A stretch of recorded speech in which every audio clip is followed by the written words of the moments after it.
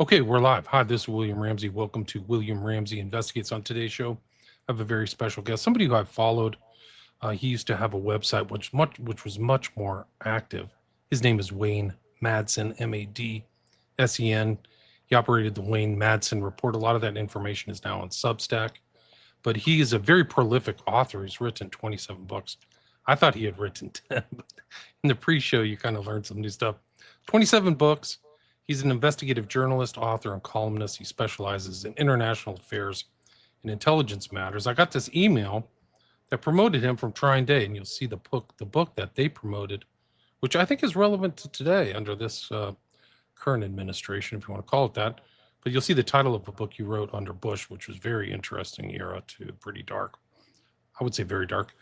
Now, title of that book is Overthrow, a Fascist Regime on $15 a Day, the Internet Irregulars versus the Powers That Be. So check that out. It's on Kindle. I read through it. It brought back a lot of bad memories from the Bush administration. A lot of stuff I didn't know, not forget. But some of the themes are really contemporary or current. This theme of privacy and fascism, like literal fusing of politics and business, which you're seeing just in spades under Trump. But I came to know in the pre-show, I didn't know this, but he had his most recent book that he published, which is also relevant considering these. I mean, I think we're kind of in a World War III thing that hasn't really been fully flushed out. But like, if we're at war with Iran and Russia, we're involved in something that's taking place where the superpower of the U.S. is being challenged, or it's challenging its rivals, I guess. But his most recent book is A Parade of New Sovereignties, a Post-Hegemonic World. So it has 5-star reviews. I'll put a link to that book. I'll try to pull up the title too. So we have a lot to talk about, a lot of things. But I mean, there's a lot of relevant things from this book. But anyway, Wayne, welcome to the show. Hi, good to be with you. Okay, cool. So for people who haven't heard your name, maybe not familiar with your extensive amount of, like, you put out tons of articles on your website back in the day. Maybe you can just acquaint the listeners to your writing career leading up to the overthrow of the fascist regime and a parade of new sovereignties. Sure. Well, I'll take it. I'll go back to the very beginning. I wanted to be a journalist. I worked for my high school newspaper. I was the deputy editor, and I fully intended to go to college near where I lived in South Jersey, near Philly, and major in journalism. My idea was, well, maybe I could get a job with the Trenton Times or the Philadelphia Inquirer, or one of the local papers. But Nixon got rid of um, the exemptions for college age kids like me, and I decided rather than get drafted, run the risk of getting drafted in the army because Vietnam was still going on. Um, I joined the Navy, went into Navy ROTC, um, wound up at the University of Mississippi, which wasn't my idea of where I really wanted to go. But um, I graduated, was commissioned as an officer in the Navy, and spent 10 years on active duty. And I did contracting work. My last duty station was the National Security Agency at Fort Meade. Even though that's not how I started out in the Navy, that's where I wound up. Um, and Then I got involved both in the Navy and at NSA with computer security back in the early mid 80s. Um, when I left the Navy and wound up in the contracting world, I started getting requests from editors of computer oriented magazines. Hey, can you write an article? You write about computer security and privacy issues. Can you write something on this? Then all of a sudden, I found myself doing that full time. So after a 13-year or 15-year hiatus, um, I wound up back into journalism, the very thing I wanted to do, but was basically waylaid by Vietnam and other issues. And Then I started branching out into non-technical areas and started writing more and more about uh, political issues, intelligence-related issues, and um, and by I guess 1999, 2000, I found myself as a full-time journalist, um, uh, mostly freelancing. And then I started doing a lot of television work up in the DC area, even on Fox News, where I think the only reason they invited me was to have somebody they considered a liberal to beat up on. And they did a fair share of that, but I like to think I gave it to Sean Hannity and Bill O'Reilly and a few of their other worthies there as much as they tried to give it to me. I thought tried to always stand my ground with them. Uh, the funny thing at the only White House Correspondents' Dinner I ever attended was in 2009. That was Barack Obama's first one, and I ran into Bill O'Reilly, like it was 2 or 3 years earlier. Um, I was debating him on his show on Fox. He was talking about this phony war on Christmas that never existed, and we got into it. And I saw him at the Correspondents' Dinner. I said, "Hey, Bill, I don't know if you remember me, but you're pretty tough on your show." And he he gave me a high five and he says, "Hey, it's all show business." And that told me everything. And that's all programs like his and others like it. It's all they're catering to an audience. They're not interested in providing news. And at least he admitted it. He admitted Um, it without being on TV, right? Infotainment or something like that. exactly. He admitted to me. He says, it's all Oh, he was like, hey, don't pay any attention to what I said or did. It's all entertainment. He's So he's cashed out like his whole thing. He's made yeah, tens they of millions of they dollars. eventually they always will cash out, and of course Sean Hannity in his case, he's become sort of a Trump, an extension of the Trump public relations machine. Um, he started out as a house painter in Santa Barbara, California, and he got a job. He volunteered to do some work for their. I guess there's a local University of California Santa Barbara campus. They had a radio station. He started working for them, and lo and behold, soon he's on the air in Huntsville, Alabama. There was a vacancy nearby in Atlanta. He goes there, and then he winds up at one of the flagship stations in New York City. Uh, and Right.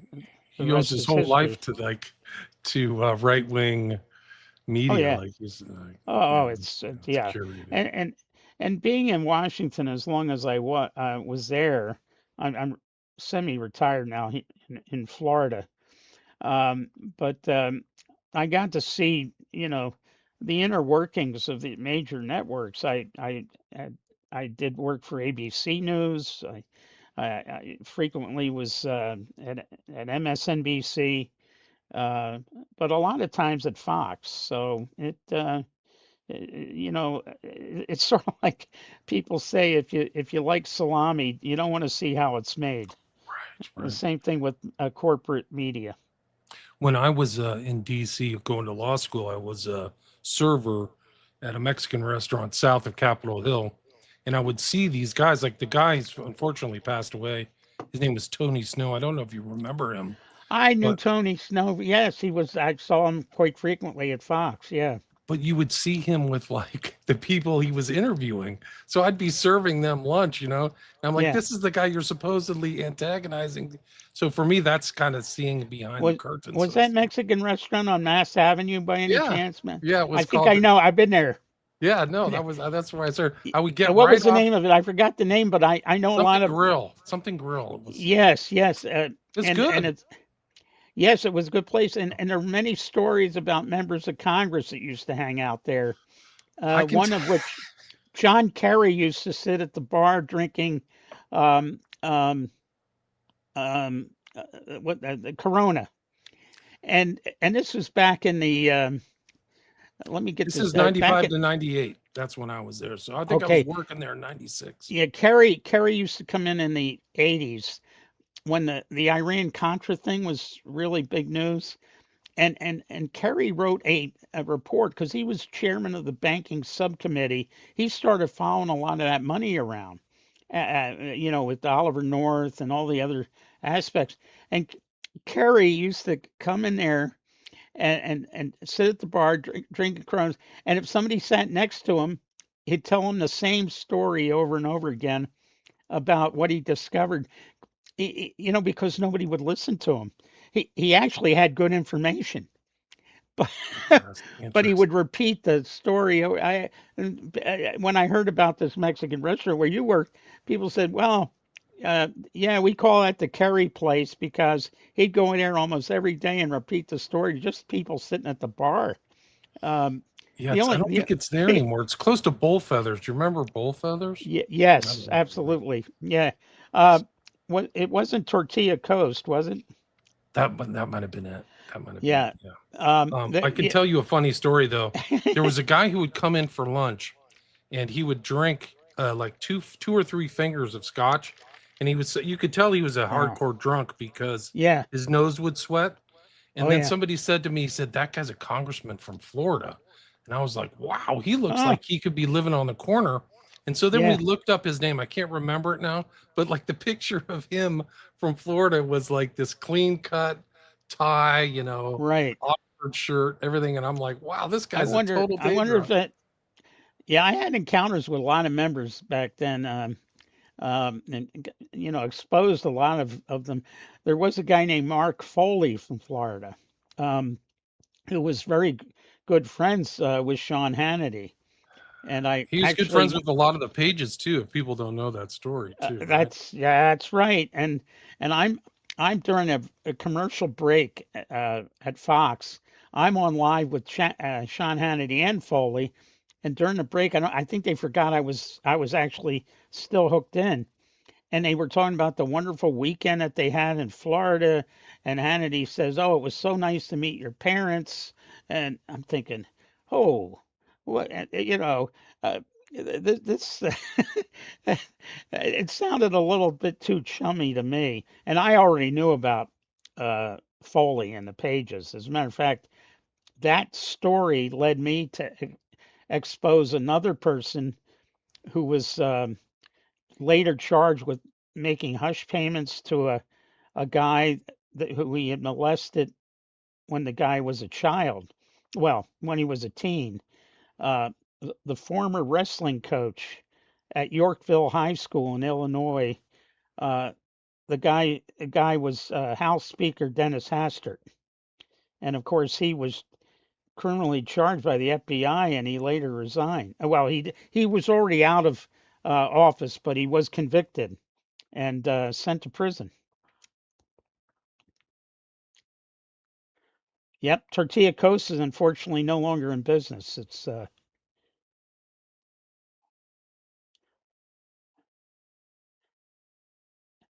yes, Okay. they were I the used to work days. there. Yeah, that's it. Yeah, they were the It days. closed down over COVID, sadly. So 2021. Oh yeah, and as you know, right near it is the Capitol Hill Club, which is adjoined to the Republican National Committee. So Interesting. that's one reason you see a lot of Republican members Yeah, hanging around that. it says here that the Tortilla Coast was a place of Ted Cruz of all people. Ted Tea Party Cruz, meetings. they had there was a basement there, right? They had a basement. Yeah, they had a weird layout. You walk in, the bar was Yeah, to the right, and then the restaurant yeah, was to the left, that's and right. then it was a big thing, and it was a big restaurant. Like they served a Yeah. lot of people. Well, But yeah, Ted Cruz conspired with a bunch of, and he was in the Senate at the time, with a bunch of Republican congressmen. Uh, I think it was uh, back when um, it was back when Obama was president. They were figuring out all kinds of ways to to block. undermine him or whatever. Yes, yes, and It was really easy for me. I lived in Northern Virginia, so it was easy for me to take the metro, and I think you could get off like 1 block away and walk to work. So yeah, there was a metro. yeah, South Capitol Street was right yeah, there, that's right.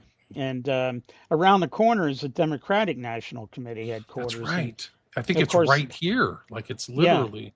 it's right there. Yeah, right there. There's a parking lot across from it, and Yeah. of course, Seth Rich, right? the Didn't he work there? what's that? Seth Rich. Do you remember the story of Seth Rich? He where yes, He and worked.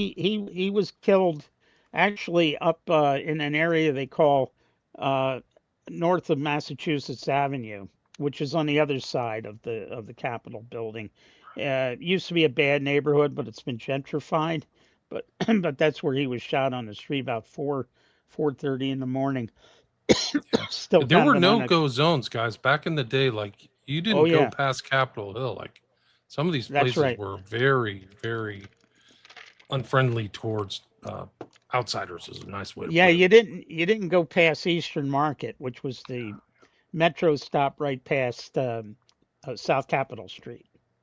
Um, Right. But but I mean, it's just that history of so much stuff going on in DC and everything's connected and there's clubs everywhere. And and every one so of those joints has a story, has many stories about it. And that I found myself writing about a lot of these locations. Um, the Bull Feathers, which is basically it's a theme about Teddy Roosevelt. it's Uh, like right that there. So this is Tortilla Grill and Bull Feathers is right there. I wonder if I can bring it up. yeah, I actually toyed with running for Congress myself to represent your old residents in the 8th District, Northern Virginia. I was going to challenge an incumbent Democrat named Jim Moran, That sounds who familiar. had been mayor of Alexandria, and he pleaded nolo contendere to misuse of public funds, and he ran for Congress and won. But So there's Bull Feathers right there, guys. This that's looks Bull nice. Feathers, right? I don't think it was this nice back in my day. I don't It remember is this. it is still there. It used to be packed, and the last time I was there, uh, maybe COVID had something to do with this. I also um, the cost of living has increased. They don't get the big turnout that they used to have. That's it. So the Now building's still there, Wayne. It's still there. it's still there, yeah. It's just not being used. It's a shame. Yeah, Bull Feathers. Tell me the Bull Feather story. These Well, bars have so I much met character. yeah I met my they call them bundlers. When you're going to run for office, you have to get somebody that's going to bundle contributions because it's very expensive to run for the Congress, especially from Northern Virginia. So what uh, I was told I needed I needed $250,000 just to it was pay to play, and Wow, yeah. so Even back then, that's a huge amount of money too. Gosh. yeah, but the incumbent I was told he's got like $20 million in his war chest, so um, and more from where he got that. Yeah, so the barriers to entry are enormous. Like it takes Yeah, a and then lot. my bundler started telling me these are the things you're going to have to say you'll do. And I said, yeah, but I don't agree with a lot of these. He says, I'm going to go to people who are going to fund your campaign based on you doing A, B, C, D, and E. I said, even if I don't agree with those things, he says, absolutely, that's how this game is played. So, Right. uh, uh, I, uh, I It's had an exploratory committee. I had a retired federal judge on it. I had some ex-military, and when it came time to me for me to take my first check, um, I thought about it. I looked at the documents you have to submit to the Federal Election Commission. This is only for federal offices. You don't have to do this for state or local. And it's I had to account for every bit of income I had for the last, I think it was the past 10 years, even gifts, like somebody gives you, you know, $20. And if they caught you lying, uh, you go to jail, right? I mean, they call it campaign finance crime. And I said, how do the people that do this avoid that? They have professional people that do submit that paperwork for them. And I say, yeah, but nobody can account for every bit of money they've had come in over that period of time. Yeah, and that's why they hire these professionals. Usually they're accountants, but people who specialize in federal election. So it's a rigged. I hate to sound like Trump, but every time he says the system is rigged, it is rigged. It's rigged against the person that actually wants to get in there and do a decent job, and that certainly doesn't include people like Trump and his supporters. But it's a very tough thing to try to run for office, as I found out. I'm glad I did it because otherwise I would have never had those experiences. The shortcuts and you got to change your opinion on things like the Middle East, for example.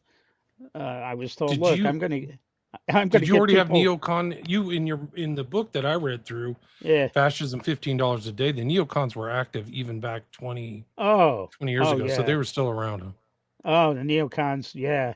And see, the reason Moran got in trouble, where he was thought to be vulnerable, was that he was at a speaking at a town hall out in Reston, Virginia, which was part of his district. And this was during the Iraq thing with Saddam Hussein, all that. He said, "Look, the only reason we're in a war in Iraq, there are only two reasons we're there: uh, oil and Israel." Well, if he had just said oil, he would have been fine. But he said Israel. Well, he was stripped of all of his seniority. He lost his committee chairmanship. He was on chairman of one committee. I think it was the House Defense Appropriations Committee. Very, very important if you're in Northern Virginia Right. with all the contractors. And he was stripped of his seniority, and um, and that's why they thought he's very vulnerable.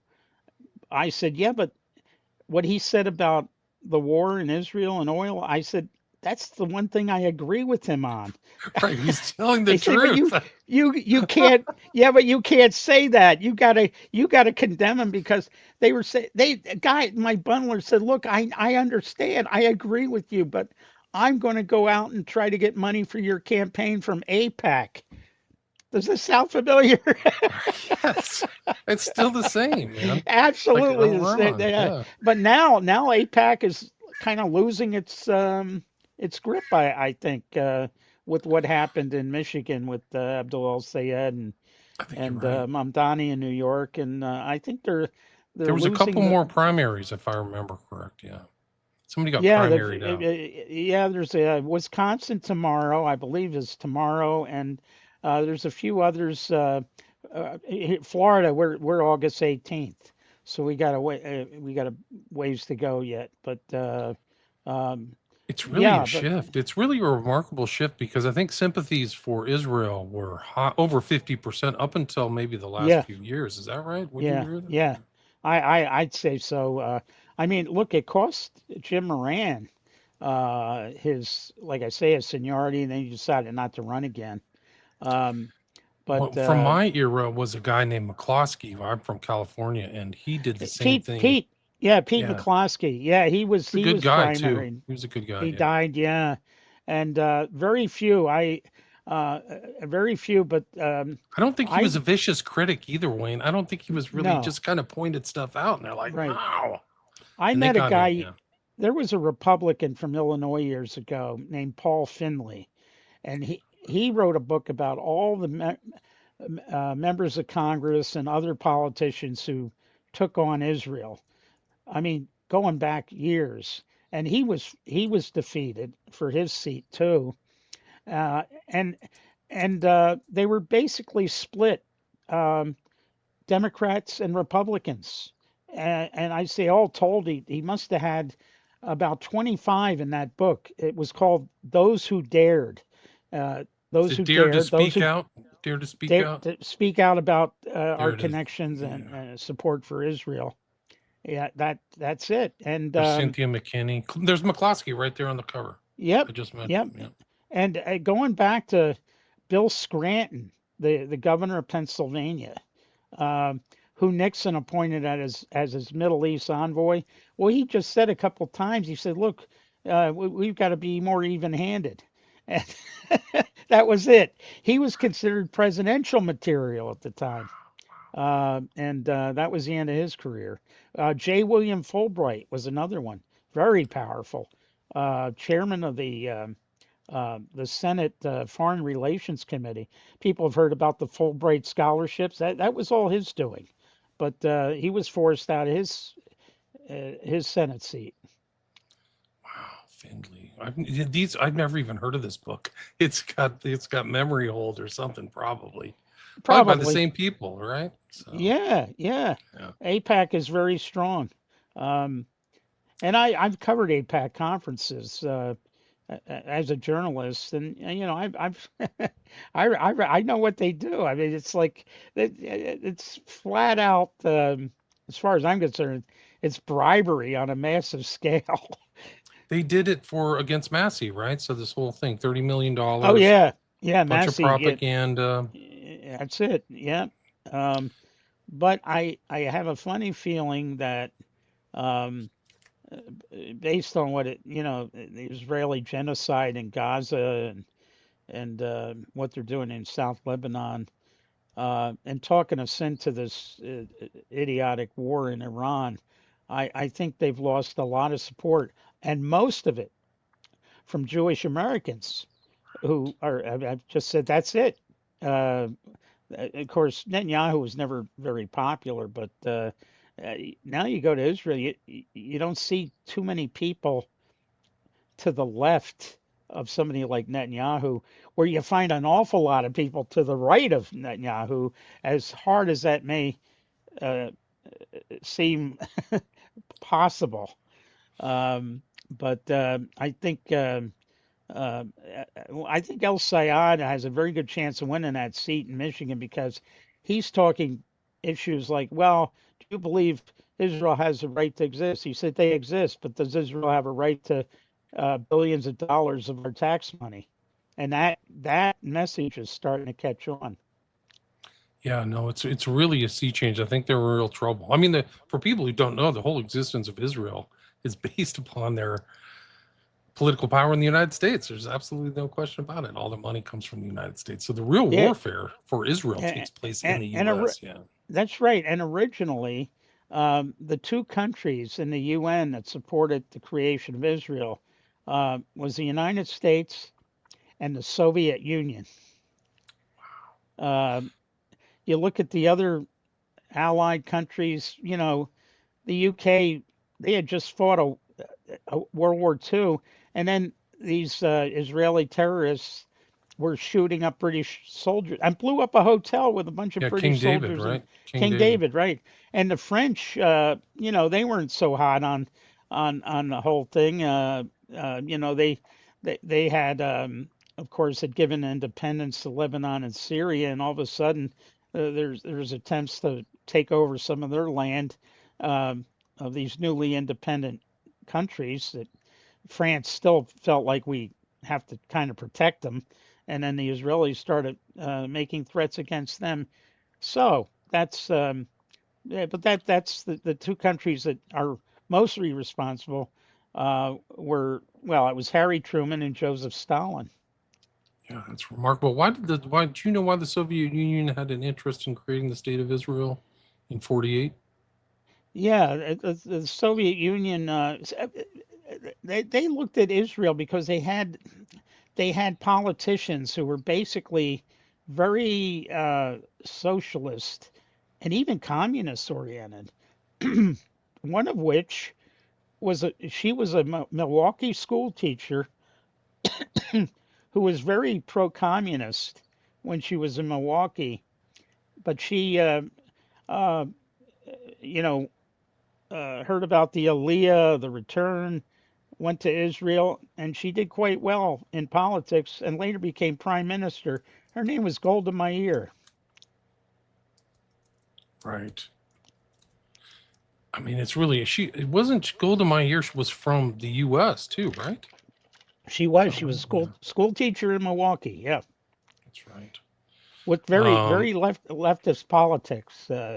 And so, what if you're the Soviet Union? You're saying, well, yeah, like, it looks like Israel's going to become a socialist country. Initially, they were, um, because back then, there were two branches of Zionism. There was the Zionist socialist slash communist, and then there was the other end of the spectrum, the Zionist slash fascist. right. And they, believe it or not, had once received the support of Adolf Hitler's Germany because they said, "Look, we want to return to the Middle East." He said, "Fine. Go. I, Right. if you I leave guess Germany, I'm all for it." Yeah, it was called the Havara Agreement. Something else that's gone down the memory hole. memory hole. Yeah. Before Israel was declared a country, the settlements were starting to happen, and that kibbutzim network was building up, and those were all Kibbutz, socialized, yeah, socialistic. kibbutz is in English. Kibbutz is called commune. Right there, you go. And that you can So still go kibbutz work is there if in, you want. You know, I don't yeah. know. I don't think they're very friendly to Netanyahu, but No, no. I They're think that they still function. now they're with the October 7th attack on Israel, southern Israel from Gaza. They the attack was launched on actual Israel proper land. These were some of the original kibbutzes kibbutzim going back to the earlier days. The people that lived there tended to be very liberal, Left, like yeah, that old socialist style of Zionism. right. And they were providing medical care across the border to people in Gaza. They were sending food over there, medicine. And so Those are the people that Netanyahu didn't like, right? he did not like. They're political opponents. Yeah, Yes, and he knew he needed a reason uh, for his war, reason to genocide Gaza. And so who did he pick? He picked those who he could basically, we can live without these people. He saw them as traitors, and so um, Mossad knew what Hamas was planning. And here's another case where Netanyahu, he never, he said, yeah, just let it happen. yeah, It's Lighthawk sort of or like the whatever. same things we knew about 9/11. Like they knew these guys were around in Florida and stuff like that. Like They a lot of knew, those yeah. Atta and all these guys were sketchy. I mean, it's the same old story, and there's a political. I mean, who benefited from it? Netanyahu and his Likudnik buddies. You know, Yeah, they got to go yeah. move right, and they had the Fuhrer, and they had all their friends here, their propagandists. Like Oh yeah. babies were being raped in ovens or whatever. You know, this. We got the Patriot Act as a result of Yeah, that, that's right. and now we're Patriot Act exponential to an exponential number. Uh, these flock cameras everywhere and Right. uh, shared databases, ICE having all this Palantir, this Peter Thiel operation is like Big Brother on steroids. On steroids and meth. Are you seeing flock cameras a lot often in Florida? Because I'm in California and they're everywhere. Um, I haven't noticed. Okay. I'm in a fairly rural area, but I have read that they're springing up in Miami. Uh, I mean, But the uh, layout it's an extraordinary cost. Like they're everywhere. Like yeah, somebody's yeah, putting real money into this, and they're not. The camera doesn't really describe it because it's taking in data and analyzing the data. So it's like data. you're in Philip K. Dick territory. Yeah. Yeah, yeah, the late great Philip K. Dick. I mean, now they're talking about arresting people before they commit a crime. Well, that's right Exactly. out of Minority Report, Sure another is. Philip K. Dick novel. Of course, my favorite, and I have actually written I've written a novel. I've written two novels. The first novel I wrote is called Cafe Vaterland, which basically uh, Philip K. Dick wrote The Man in the High Castle, which was turned into a series, I think, by Apple TV or one of them. But uh, it was about the U.S. losing the war. That the Germans got the bomb before us and used it. We unconditionally surrendered. What I did, I took that same concept because I believe that Fred Trump, and I've got a lot of evidence. Fred Trump, Donald's father, was we know he was arrested at a Klan rally in 1927 in Queens, New York. That was not just a Klan rally. That was a huge protest where 1,000 Klansmen, including Fred Trump, who was berobed, according to one report, berobed in the attire of the KKK. 1,000 of these Klansmen descended on the Memorial Day parade in Queens to beat up cops because the cops they thought they've got two strikes against them. They're Irish and they're Catholic, and the Klan hated the Catholic, and they didn't really care for uh, foreigners. Um, Now that sounds a lot like January 6, 2021 to me, where Trump called these people in and they beat up the cops, Capitol Hill and Washington Metro Police. And but I wrote this Cafe Vaterland. I extended that theme to where I have it starting out at the World's Fair in Flushing Meadows in Queens. I have it starting out in 19 six. I think it's 67, and so the guy who becomes the Reichsmarshal for the Northeast is Fred Trump, and he's just recently announced the marriage of his son Donald, who's in the SS, to one of the daughters of uh, Joseph Goebbels, and then Interesting. the novel kind of springs forth from there. Um, uh, because I am firmly convinced that his father, after the Klan thing, he joined a group called the German American Bund. Yeah, I've heard of that. Yeah. They had a huge rally, 22,000 people in Madison Square Garden in 1939. And a guy like Fred, who only, according to his own son, Donald said he only spoke German around the house. Wow, I Uh, didn't know that. yes, and his father, Frederick Trump. Frederick Trump was the guy that emigrated to the United States not to become a U.S. citizen. He did not like Americans. He went to the Pacific Northwest to make money with the gold rush. And he ran a bordello out there, Yeah, I've heard of that. um, and he made a lot of money in, running hotels and restaurants. By the time he gets back to New York, and then he tries to go back to Germany, where they had a warrant for his arrest because he was a draft dodger. Seems to run in the family. Um, he wanted his citizenship returned. They said, no, no, no. You avoided the draft, and they kicked him out. He was basically stateless. They sent him back to the United States, where he eventually got a U.S. passport. But he later became the uh, one of the managers of the McAlpin Hotel on Herald Square in Manhattan. That's not just any hotel. That was the world's largest hotel at the time. And here you got Frederick Trump, the grandfather, speaks German fluently. He wants to be a German.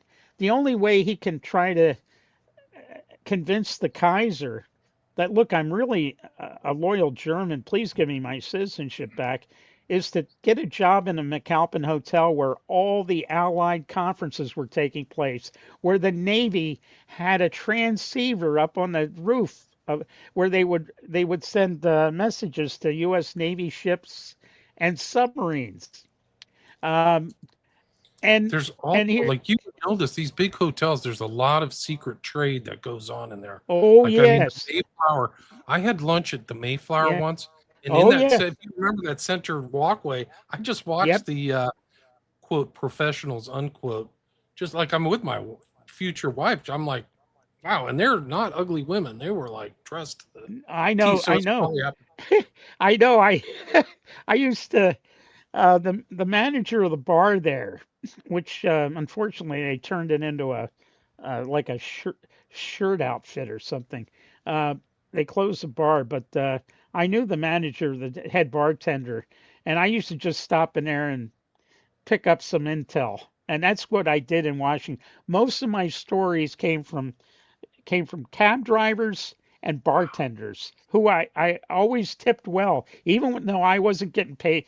Some months I didn't get paid at all because I was freelancing, but I always made sure I took care of the cabbies and the bartenders and waitresses too, they because that's see it how all. I got a lot of tips that way. And I'm sure those women of the night give kickbacks to somebody at that hotel just to be around there. Like something. There yeah, was some I kind of had, secret trade.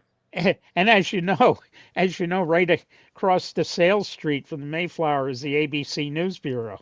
Right. I mean, people don't understand how like dark it was. Like there was a time, I don't know if you remember the guy from Oregon, but he got kicked out. He was Bob I think Packwood. yeah, Packwood. I knew. Yeah, I met Packwood. Yeah, Okay, for well, but I'll tell you a funny story too. My wife worked for a congressman, and so they're like, "Hey," they saw me coming in. Can you deliver this over there? They didn't want to send any of the girls from the office over there, and I was like, "Okay, I'll walk over there. I don't yeah, care." yeah. And there's Packwood. He's like right at the door. Like when I Oh opened the my God. door, it was so weird because he's like, "Who's coming in?" And I was just like, "Delivery from congressional so and so." But Yeah, then he got arrested subsequently later. I think it was 97. But I was like, "Oh, now I get it." He was an yeah, yeah. octopus, man. He was really rough. Like Yeah, I he would heard he get was women and very just yeah, handsy. Yeah, hands super on. handsy. Yeah, yeah. Anyway, that And stuff happens. This stuff happens all the time in yeah, DC. Somebody um, said like there was another guy I listened to. He said like 80% of the people in DC are blackmailed. I think that might be a lowball number. I think the whole well, place is operating. Yeah, well, I. It's funny you mentioned getting blacklisted or blackmailed, and then blacklisted. Um, I had a funny story about Lindsey Graham. Uh, and look, everybody knew about him. Uh, I, you know, either somebody's got to be uh, absolutely um, on the inside, but if I just heard a rumor about somebody, I didn't run and say report it. Now there's a lot of tabloids do exactly that. So I heard rumors about Lindsey Graham, including from journalists from South Carolina. Uh, but I was at a birthday party for Bob Schieffer at the National Press Club in the ballroom, and he actually played in his own country and western band, so he was actually entertaining at his own birthday party. And this thing, he had ordered this Texas beer Shiner Bock. He had ordered that in cases and cases, and the thing is, hey, nobody's going to take this beer home. We got to drink it all, so they kept the thing going. And a very drunk Lindsey Graham comes up to me, and I try to be nice to people, especially if they're members of the Congress, even though I don't agree with them.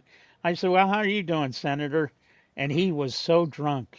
And all of a sudden he's moving towards me and he's starting to stare and he says, "Where are we going to go party?" And I said, "Oh, well, I don't know where you're going, Senator, but it's 2 in the morning and I'm going home." And that's when his assistant came up to him and said, "Senator, our car's here." And he right. gave me that kind of roll. It wasn't the first time he's done like he looks at me like, Rolled his eyes like, "Oh, yeah, this is roll, what yeah, here happens." we go Yeah. again. It was almost like you're at the National Press Club. He didn't know who I was actually, but I think he assumed I might have been a journalist.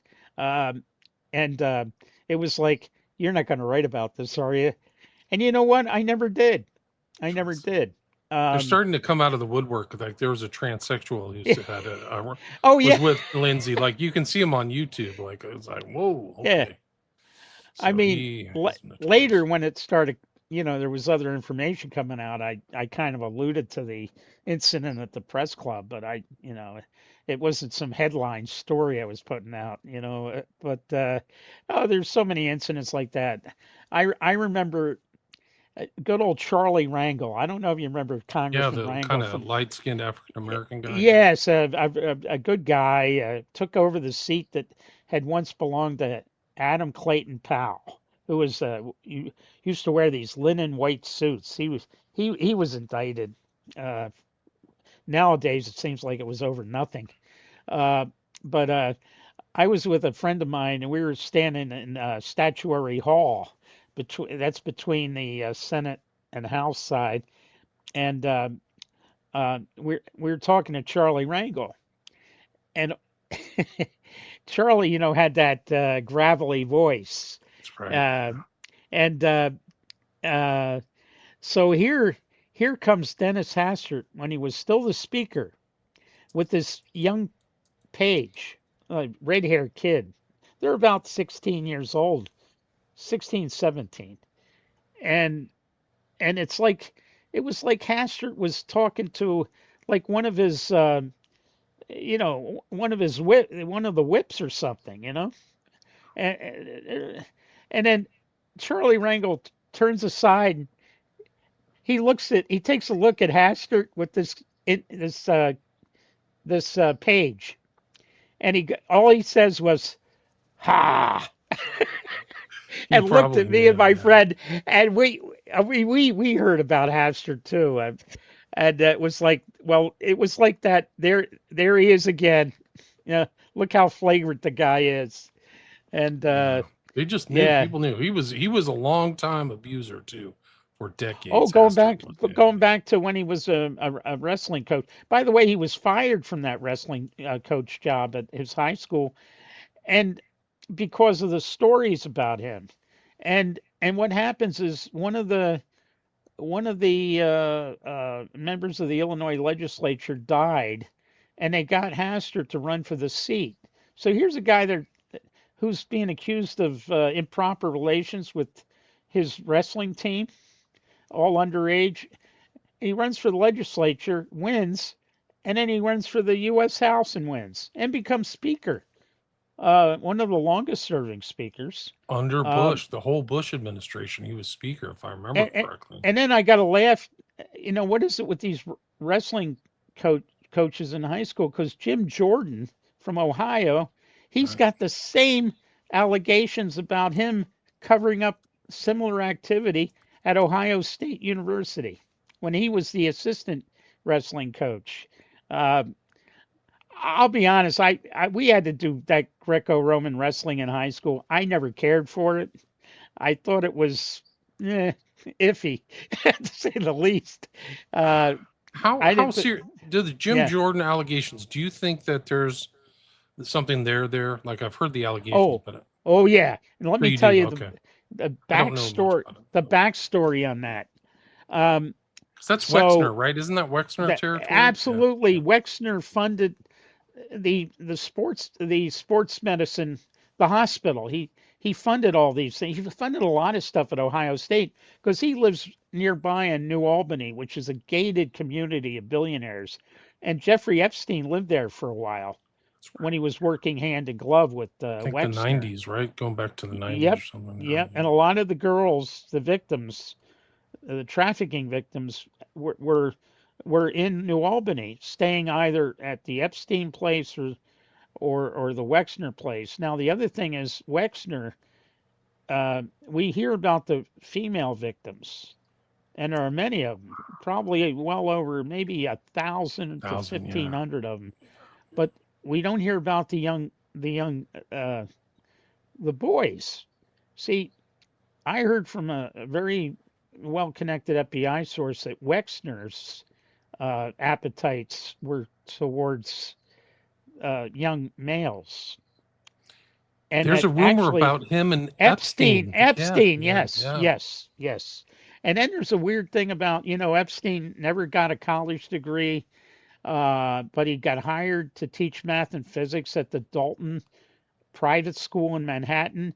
And the guy that had a lot to do with hiring him without a degree was a guy named Donald Barr. And Donald Barr uh, is the father of William Barr, the first, Attorney Attorney General under General. Trump. When Yeah, Epstein dies at the MCC, yeah. it's And incredible. here's what's interesting about Donald Barr. He wrote a book. He Got that wrote a book. novel Yeah, let's see if we can called get that up there. Space Relations. I don't know. Wow. Oh, here Yeah, we I go. got it right there. Perfect. That's Space perfect. Yeah. Relations. It's a science fiction novel. Um, it's called A Slightly Gothic Interplanetary Tale. But what's in this book, they talk about. He writes about uh, um, intergalactic sex slave trade involving children. Wow. I need to read that. And other weird stuff like you're reading here about how people would get sexual gratification from taking uh, colonic enemas. Wow. So like Yeah. pegging or something like that. The uh the interesting thing is that William Barr, like there's guys who were in there. There were two mob guys. I've gone over this on a show, but there are two mob guys who were in the MCC. One is Francisi, both Italian last names, Francisi and Yeah. Elite. And they say that William Barr's lying about what happened at the MCC publicly. Oh, Because oh yeah. There was I think Epstein was. I he was murdered. think he I think was. he was murdered. He Yeah. was, and it was by a guy who was in there charged with a quadruple homicide. Yeah, A guy who's Tartaglione. Another Tartaglione, right? Italian, yeah. Yeah, a cop going bad, by the way. And they said because he was an ex-cop, he got a lot of favors done in the Metropolitan Correction Center. Because cops, prison He might guards, have done some other work too. You just don't I have think any so. idea. He also had his trial delayed all the way up until 2 years ago. So I Yeah, think he was arrested. Like it was not a speedy trial.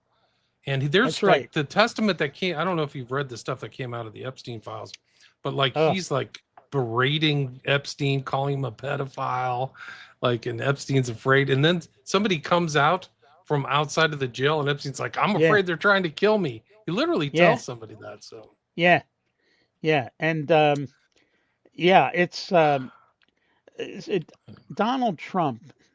uh, Um, oh, the other thing I want to mention about who Donald benefits? Barr. Donald Trump benefited by Epstein not being Yeah, around. By the way, Donald a lot of Barr people did. worked. He worked for the OSS during World War II. That's Donald right. Barr. That's right. Yeah, That's right. and Interesting cast of characters. And I mean, William Barr is a known CIA agent. Like he literally was an agent. I don't think you ever he was. quite leave that. You know. He did. He worked for the CIA. He's also fluent in Mandarin Chinese. Interesting. And back when George H.W. Bush was, this is back in the 70s, he was the U.S. kind of liaison officer in Beijing. We hadn't we hadn't established full relations then with China, and H.W. Bush had a girlfriend named Jennifer Fitzgerald, and I remember that. and um, the Chinese take a dim view of PDA, public display of affections. Well, apparently H.W. Bush had his girlfriend over there. I don't know where Barbara was. Maybe she was back in the States. But they were seen um, having some sort of interlude at a public park in Yeah. Beijing Hmm. by Chinese security Intel, police. yeah. And it was it was uh, it was William Barr who was dispatched over there to settle everything, make sure Chinese weren't going to talk about it. Of course, it was a dictatorship. He, I would imagine he had to do some favors too for the Chinese authorities, and that later was confirmed by somebody who was very, very high up in the Republican Party back Interesting. when H.W. Bush was president. I mean, It just somebody shows this all the came, shenanigans. yeah, this came from a source who was all frequently at the bar of the Capitol Hill Club, right Wow. See, near where this is you, the stuff you find out being in DC. yeah. And also, I mean, I remember the stories about Junior with Oh, Ash and also the guy from Talent News. Remember the oh guy from yeah, Talent News? I forgot his name, the bald. yeah. They Oh, I think it was Wrangle. Actually, it's interesting you brought are up you Wrangle talking? You're oh, wait a minute. Are you talking because about? Wrangle was the one who got the info, the exit and entree stuff from the White House, showing that that dude from Yeah, Talon was going into the White House like 30 or 40 times. Do you remember that? I'm trying to think of his name now. I know him. I've Uh, met him at the press Gucker, club on. Gusker, Gusker, Well, Gucker. that's his actual name, but he Oh, went by another name, and he oh, was a male prostitute. right. He was. That's another thing of this prostitution stuff. And Oh then there yeah, you see him asking Bush questions in the freaking his name press box, press his booth. name Yeah, his name Jeff Gannon. Gannon. That's right. Yeah. Anyway, I got to wrap this. It's great to talk with you, Wayne. Oh yeah, we Uh, could go on forever. I know yeah, it's I mean, there's so much. This just shows the kind of underbelly of our current fascist system. It's there's a lot of really seedy stuff and blackmail surrounding. Everybody knows all this stuff on everybody else. But I'd love to have you back on to talk about your most recent book, which is a yeah. parade of new sovereignties, a Yeah, post-hegemonic there's world. 80 there's at least 85 captive nations in what so-called Russian Federation, which is neither Russian nor Federation. When Putin is ousted, and I think we're getting close to it, we're going to have 85 nations asking for recognition that, in other words, Russia is one of the last empires on the face of this planet. And and theirs is land-based. We think of colonial empires as like Britain and France. It's a land-based colonial empire, but 85 nations ready to To um, break it up. If it breaks up, that'll be really extraordinary. Um, break it up, and many of these will want to join NATO. wow. Yeah, we're really at a completely tectonic like shift in all of the Oh yeah, relationships going on. yeah. It's really something else. And a lot of people don't really see what's going to happen. Like after these wars, if and when they end, these are going to be very different countries, Iran and Russia, and their sensibilities. I don't think they're going to take their toys and Iran go could, home, so to speak. yeah, Iran could break up too eventually. Um, I think only that's about the goal. Yeah.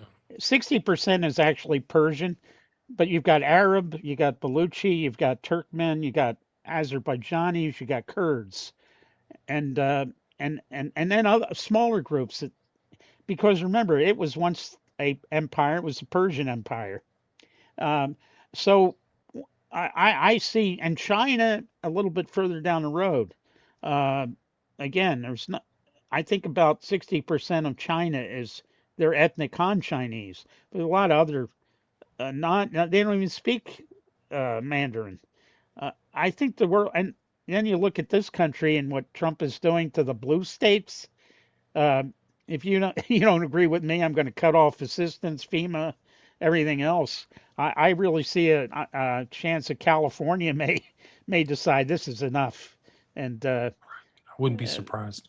yeah. It feels like a weird country here now. It's changed a lot since I've been here. I've grown up here for 50 years, so Oh, really is okay. Yeah, much, much different. Yeah. I used to work for a company. I spent time in El Segundo. It That's was where I live. I'm computer sitting in El science. Segundo right now. I saw that. I worked for Computer Sciences Corporation. Had their headquarters right there in What El was their Segundo. address? Do you remember? Uh, What uh, street were they on? It's on that. Sepulveda, Yeah, it's Sepulveda Boulevard, I think it was. yeah. I So think it was right off those of two big Sepulveda. buildings or whatever were they the two Yep, big tall right near the buildings? airport, right across from Yeah. where the airport runway is. Okay. Yeah, Yep. I know exactly where those are. Yeah. Small world, but anyway, Wayne Madsen. We kind of talked about overthrowing a fascist regime, but we just kind of talked like we had a similar knowledge base. Yeah, But yeah, it all has to do with overthrowing the regime. Whatever, and there always seems to be a fascist regime, except they changed the name of the guy at the top. well said. It's still the same. We got the same person under Trump. We didn't get any change. And you weren't. I mean, people call you a liberal, but I don't think you were pretty light on Obama. If you're No, supposedly a liberal, like I wrote a book, Manufacturing of a President. I talk about how his mother was not a Peace Corps hippie. She was working with the CIA in the overthrow of Sukarno in Indonesia. Right. So she And that was was far really from it. bloody, wasn't it? Like Sukarno Yeah. Suharto. Yeah. Oh yeah, and his and Yeah. his and his father, the from Kenya, he was in Hawaii as part of a CIA funded program to get as many African students educated to send them back to be pro-Western leaders because the Soviets had something called Patrice Lumumba University. They got there first. Uh, Barack Obama Sr. was our answer to the Patrice Lumumba University and Fascinating. uh, and so the whole family was tied up in the intelligence world. It's Oh, incredible. The real story of Obama's off the charts. Anyway, thanks for your time. Where can people you find bet. your work at Substack now, right? Wayne Madsen. All I got to do is look for it on Substack, and there it all is. Substack, all there. And formerly of the Wayne Madsen report.com. That's where it was before. But Yes, yeah. And again, the most recent book I'll have you back to talk about is A Parade of New Sovereignties, a post-hegemonic world. Check it out. And again, it's Wayne Madsen. Thanks so much for your time. absolutely.